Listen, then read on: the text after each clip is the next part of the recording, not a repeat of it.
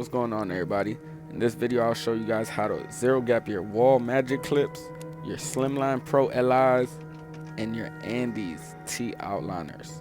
Let's go. So to start this video off, I'm gonna make sure my clipper is closed, and I'm just gonna loosen the screws up. Do not take the screws off. This would allow you to set the inside cutting blade as close as possible.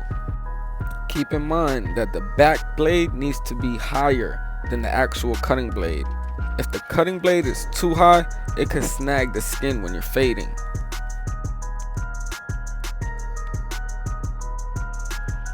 So as you've seen, I eyeballed it, and now I'm just gonna tighten the screws so I can be a little more precise. Now I want to make sure it's straight and not overlapping before I tighten it all the way. Quick tip, don't tighten the screws all the way in. The pressure will cause one side of the blade to move, so tighten lightly until it's fully complete. Next, you want to make sure you turn your clipper on and double check that the blade didn't move. And just like that, your clippers will be zero gap. Now moving on to the Slimline, man, I love these Slimline Pro LIs. If you can get these things to hit, these will be a beast, one of your best clippers you have. So this is what we're gonna do. We're gonna unscrew the blade. We gotta take the blade off for this one. And you see those two screws inside under the cutting blade? Just like the clippers, we're gonna loosen those screws. Not all the way, we're just gonna loosen them, just so I'm able to control the blade and it still be tight. When you zero gapping clippers, it's best to keep the screw as tight as possible. This way it's not sliding up and down while you're trying to adjust it.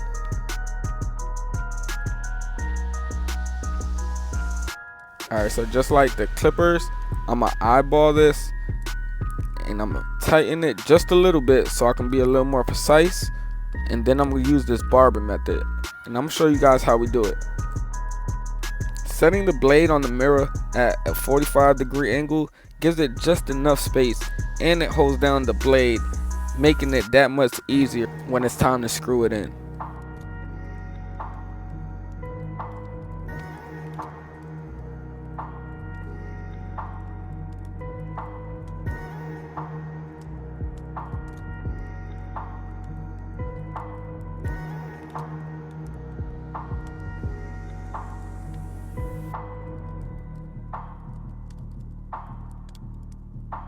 And just like the big clippers, I like to lightly screw in the screws.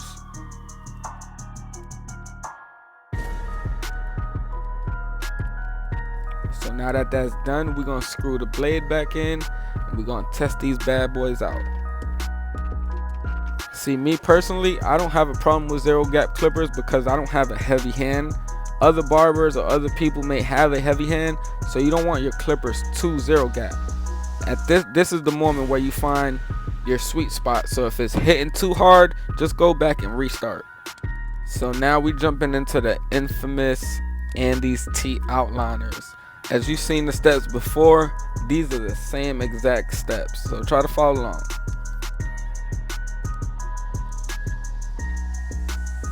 I'm gonna lightly loosen these screws.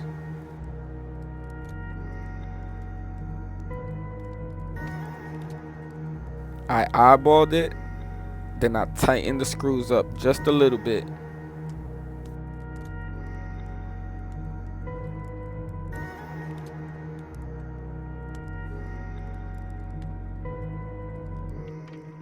See, I wanted to show you guys, if you zero gap your clippers straight off the mirror like this, it almost like overlaps the back blade. So that's why it is important that you bend your blade over at a 45-degree angle and make sure that the cutting blade is not overlapping. So let's do this the right way.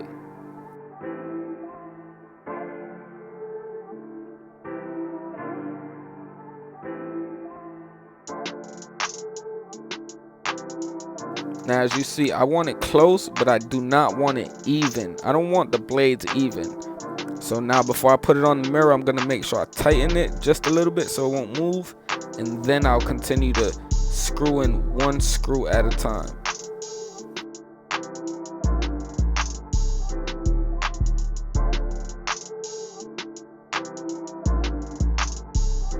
once I learned this gem right here, oh my gosh, I had all my clippers, I had all my trimmers hitting as close as possible.